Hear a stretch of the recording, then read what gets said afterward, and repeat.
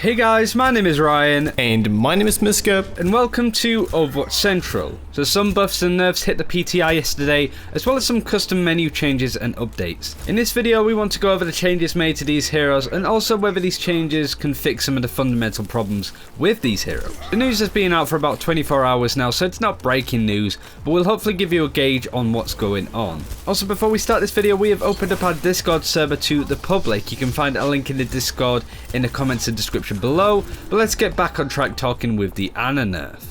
So the Ana change was definitely a long time coming. Basically, much like Mercy's last change, her ultimate cost has been increased. Essentially what this means is that she was getting Nana boost far too often before, and that is very much true. That ultimate is also an enabler for the 3 tank 3 support meta we've been seeing these past few weeks.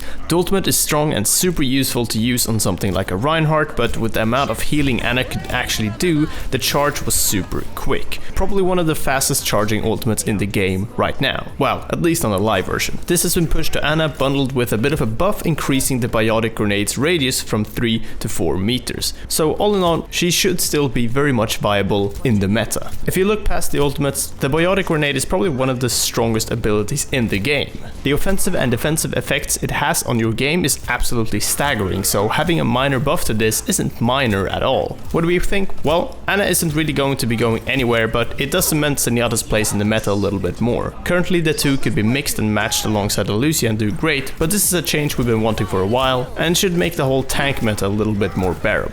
Widowmaker also had a little tweak, increasing her scope in animation time from 0.5 seconds to 0.3. This should hopefully increase the tempo of Widowmaker's game by improving her quick scoping, but not making it too crazy like it was a couple of months ago. We actually have a video going over the Widowmaker change in a lot more detail in a few days, so do look out for that when it comes out. In our opinion, is it enough though? Well, it goes without saying that neither of us really are Widowmaker players, but it would allow players that are good at her to keep up with the tempo of the game.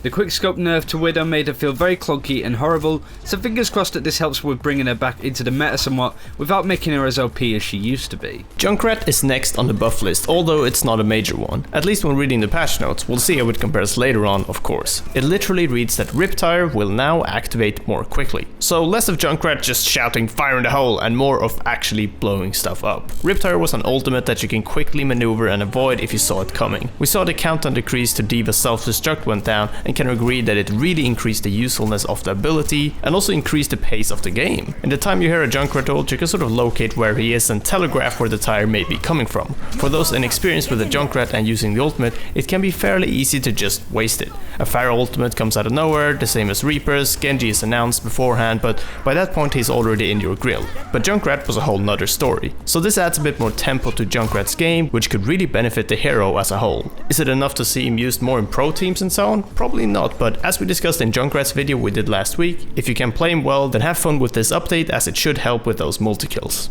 Now on to some minor changes to the social and general things in Overwatch. First of all, some of the annoying cards that show up at the end of a game have been changed, such as stuff like Torbjorn armor packs, which basically means that they won't be shown up as often. There's also a pause function that has been added to custom games, which is great for the competitive scene and for esports. It's mostly there for those times where they load into a map and they end up crashing, for example, so they can pause the game at the start, so they don't need to restart it down the line and stuff like that. There's also been a couple of aesthetic changes which you can check on screen now, and they look amazing, so much better, so much tidier. But other than that, there really isn't a lot, just a couple of bug fixes here and there.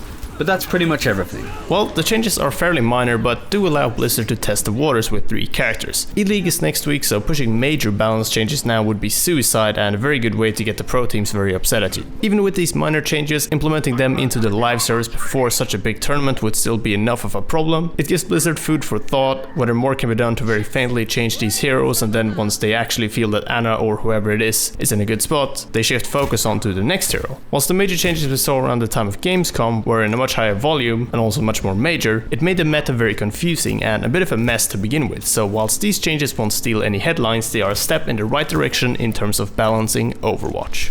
And that's it for this time. Thank you very much for watching. Do let us know what you think of the patch, whether they've done enough or too little in terms of some heroes. And until next time, take care. We'll see you next time.